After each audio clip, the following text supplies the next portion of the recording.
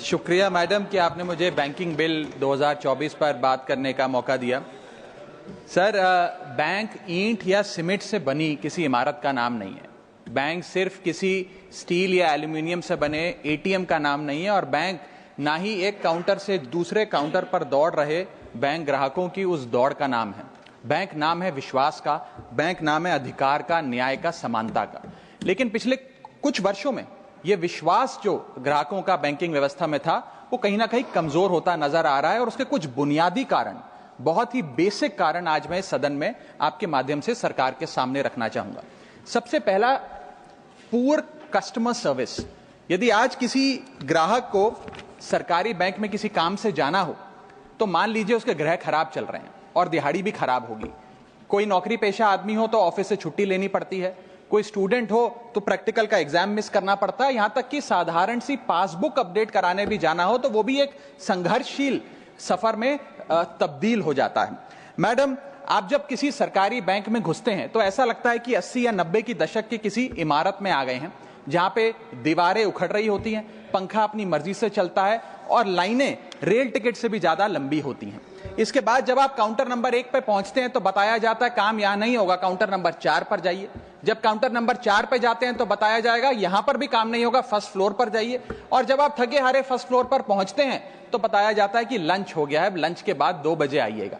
2:15 पहुंचते हैं तो बताया जाता है कि लंच एक्सटेंड हो गया, अभी कर्मचारी गुलाब जामुन खा रहे हैं। यह व्यवस्था है कस्टमर सर्विस की एक सरकारी बैंक में। और आज हम जहां चांद पर पहुंच गए, यूपीआई से गोलगप्पे खरीद रहे हैं, लेकिन हमारी सरकारी बैंकिंग व्यवस्था 80-90 के दशक से बाहर नहीं आ पा रही है। अभी आरबीआई के गवर्नर ने हाल ही में एक प्रेस कॉन्फ्रेंस कर वित्तीय वर्ष 23-24 की रिपोर्ट जारी करते हुए कहा कि 95 शेड्यूल्ड कमर्शियल बैंक्स में एक साल में, एक वित्तीय वर्ष में 1 करोड़ से ज्यादा कस्टमर सर्विस से संबंधी कंप्लेंट्स आई हैं। और ये तो वो कंप्लेंट्स हैं जिन लोगों को पता था कंप्लेंट कैसे दर्ज करानी है और उन्होंने दर्ज कराई। न जाने ऐसी कितनी कंप्लेंट्स होंगी जो सिस्टम में कैद ही नहीं हुई।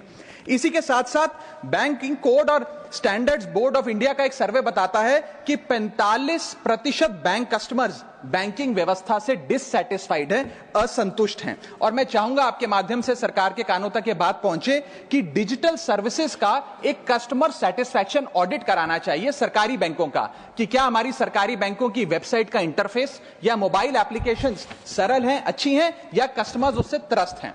दूसरा बड़ी समस्या है रूरल इंडिया के अंदर limited access to banking infrastructure. आइए गांव की ओर चलते हैं। मैडम, क्या हमारी बैंकिंग व्यवस्था ग्रामीण इलाकों तक पहुंच चुकी है? नाबार्ड की एक रिपोर्ट बताती है कि 50% of rural India is still suffering from lack of adequate access to banking. Financial inclusion index की आरबीआई की 2020 की रिपोर्ट बताती है कि ग्रामीण भारत में हर 100 में से मात्र 54 लोगों तक ही हमारी बैंकिंग व्यवस्था जैसे तैसे पहुंच पाई है, और 30% से ज्यादा रूरल हाउसहोल्ड आज भी ऐसे हैं जो पूरी तरीके से अनबैंक्ड हैं। और मैम, बैंकिंग की ग्रामीण इलाकों में अगर बात करें तो बैंकिंग व्यवस्था ने ग्रामीण इलाकों के साथ सौतेला व्यवहार किया है। पहले तो बैंक की ब्रांच गांव के पास नहीं है। जब वो बूढ़ा आदमी भोला भटका बैंक की 5-10 किलोमीटर दूर ब्रांच तक पहुंचता है तो पता लगता है कि बिजली गुल है। बिजली आ जाती है तो पता लगता है सर्वर डाउन हो गया है। सर्वर भी चल जाता है तो पता लगता है आधार सीडिंग में दिक्कत है, फिंगरप्रिंट मिसमैच हो रहा है, या बैंक अकाउंट की मैपिंग ही नहीं हो पा रही है। डॉक्यूमेंटेशन से लेकर कॉम्प्लिकेटेड फॉर्म से लेकर लैंग्वेज के चैलेंजेस तक ग्रामीण इलाकों में लोगों को झेलने पड़ते हैं। और सबसे ज्यादा बैंकिंग फ्रॉड भी गांव के भोले भाले आदमी के साथ होता है। इसी के चलते हमारे गांव का आदमी प्राइवेट निजी साहूकार के पास जाकर लोन लेना बेहतर समझता है, ना कि किसी बैंक के पास जाकर। और जब वे साहूकार के पास जाता है तो ना वहां पेपर वर्क होता है, एक इजियर एक्सेस होता है, फियर ऑफ बैंक और इलिटरेसी नहीं होता। बहुत बार तो मॉर्गेज पे भी कुछ नहीं रखना पड़ता, इसलिए वो साहूकार से ब्याज पे पैसा उठाता है, लेकिन साहूकार उसे मनमानी दाम पर वो ब्याज पर पैसा देता है। 60 से 80% सालाना का इंटरेस्ट रेट चार्ज करता है, जिंदगी भर के लिए उसकी गुलामी लिखवा लेता है, और वो बेचारा गांव का भोला भाला आदमी डेट ट्रैप में फंस के रह जाता है। मेरी तीसरी बड़ी समस्या जो मैं आज आपके सामने रखना चाहूंगा वो है साइबर फ्रॉड और digital frauds in the banking sector. Cyber frauds वर्ष 2023 में 75,800 घटनाएं सामने आई जो कि कंप्लेंट्स दर्ज हुई।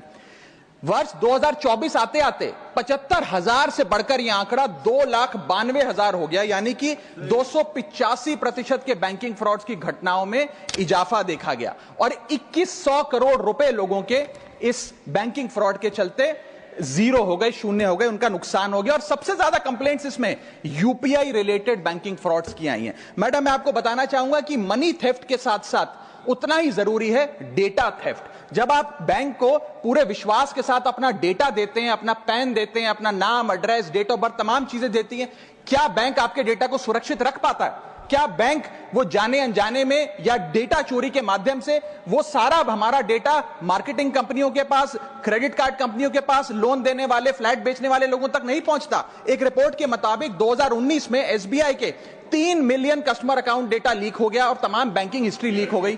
2021 में मोबीविक का 8.2 टीबी का केवाईसी डेटा ही लीक हो गया। 2021 में एक पेमेंट गेटवे जस्पे का 100 मिलियन क्रेडिट कार्ड की पेमेंट डिटेल्स और रिकॉर्ड्स लीक हो गई।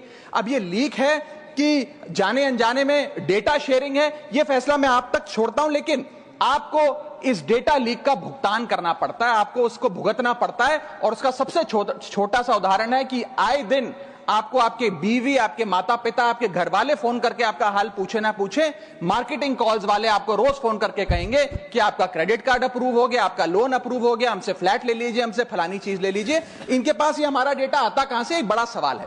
चौथी समस्या, हिडन चार्जेस और फीस। मैं चाहूंगा आपके माध्यम से ये नाना प्रकार के चार्जेस जो आज मैं सदन में लाया हूं, ये माननीय वित्त मंत्री जी तक पहुंचे, ताकि देश के आम आदमी की जो जेब बैंकिंग सिस्टम काट रहा है, ये उसे पता लगे, ग्राहक को भी और माननीय वित्त मंत्री जी को भी।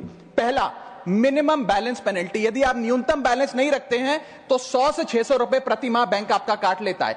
इस चार्ज को लगाने के बाद बैंकों ने वित्तीय वर्ष 22-23 में 3500 करोड़ रुपए मिनिमम बैलेंस पेनल्टी के नाम से लोगों से वसूले हैं। मैडम, दूसरा चार्ज, एक्स्ट्रा एटीएम यूजेज। आपको एटीएम ट्रांजैक्शन के लिए 2 से 3 की मोहलत मिलती है, 2 से 3 की इजाजत मिलती है बैंकों द्वारा। अगर आप चौथा, पांचवा ट्रांजैक्शन कर लें तो हर ट्रांजैक्शन पे 20 रुपए एटीएम चार्ज आपको देना पड़ता है। इनएक्टिविटी फी 100 से 200 रुपए सालाना, यानी कि अगर बैंक आप बहुत ज्यादा अपना अकाउंट यूज नहीं करते हैं तो बैंक इनएक्टिविटी के नाम पे भी चार्ज लगा देता है। फिर बैंक स्टेटमेंट आप मंगवाते हैं तो बैंक स्टेटमेंट इशुएंस चार्जेस के नाम पर आपसे 50 से 100 रुपए लेता है। फिर आप कहते हैं हमें एसएमएस अलर्ट के माध्यम से मेरे बैंक के खाते में क्या आ रहा है उसकी जानकारी मिले, तो एसएमएस अलर्ट चार्जेस के नाम पर भी प्रति क्वार्टर 20 से 25 रुपए आपसे लिया जाता है।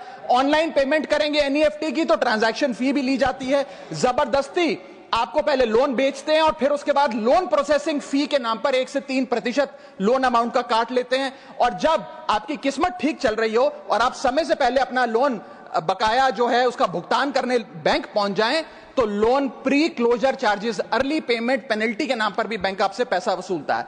साधारण सा सिग्नेचर बदलवाना हो, नॉमिनी की डिटेल्स बदलवानी हो, उस चेंज पर भी 200 रुपए प्रति ट्रांजैक्शन के नाम पे बैंक आपसे पैसा वसूलता है। और डिमांड ड्राफ्ट, पे ऑर्डर बनाने जाएं तो 100 से 200 रुपए प्रति डिमांड ड्राफ्ट आपसे पैसा वसूलता ही वसूलता है। यानी कि कस्टमर्स की जेब काटी जा रही है और कस्टमर्स को पता भी नहीं लगता कि कितना पैसा बैंक इन नाना प्रकार के चार्जेस के चलते आम आदमी से वसूल रहा है। मेरा पांचवा और आखिरी point madam, insurance and investment product miss selling. अपने क्वार्टरली या मंथली टारगेट्स पूरा करने के लिए बैंक के एग्जीक्यूटिव मिस सेलिंग करते हैं, गलत प्रोडक्ट लोगों को बेचते हैं। यह भी एक प्रकार का हनी ट्रैप है। मीठी मीठी बातें कर भोले भाले मासूम लोगों को ऐसे प्रोडक्ट्स बेच दिए जाते हैं जिनकी जरूरत उन्हें है ही नहीं। IRDAI, insurance regulatory development authority of India की एक रिपोर्ट बताती है कि 3.5 लाख सालाना कंप्लेंट्स में से 20% कंप्लेंट्स सिर्फ और सिर्फ मिस सेलिंग की, गलत प्रोडक्ट बेचने की उन्होंने दर्ज करी हैं। सेबी की एक रिपोर्ट बताती है कि 30% इन्वेस्टर मिसलीडिंग इंफॉर्मेशन का शिकार हैं। और म्यूचुअल फंड्स की मदर बॉडी, जिसे association of mutual fund of India कहते हैं, वो बताती है कि 23%, मैं खत्म कर रहा हूं मैडम, 23% इन्वेस्टर ऐसे हैं जिनके पास वो प्रोडक्ट्स हैं जो उनके रिस्क प्रोफाइल और फाइनेंशियल गोल से मेल ही नहीं खाते हैं। तो मैडम, मैं इन सारे जो समस्याएं बताई हैं उसके माध्यम से समाप्त कर रहा हूं। बस इतना ही कहना चाहूंगा कि ये बड़ी बुनियादी समस्याएं हैं जो आज इस देश का एक आम अकाउंट धारक, एक आम आदमी सफर कर रहा है। मैं चाहूंगा माननीय वित्त मंत्री जी इन बुनियादी सुविधाओं का, इन बुनियादी समस्याओं का समाधान दें।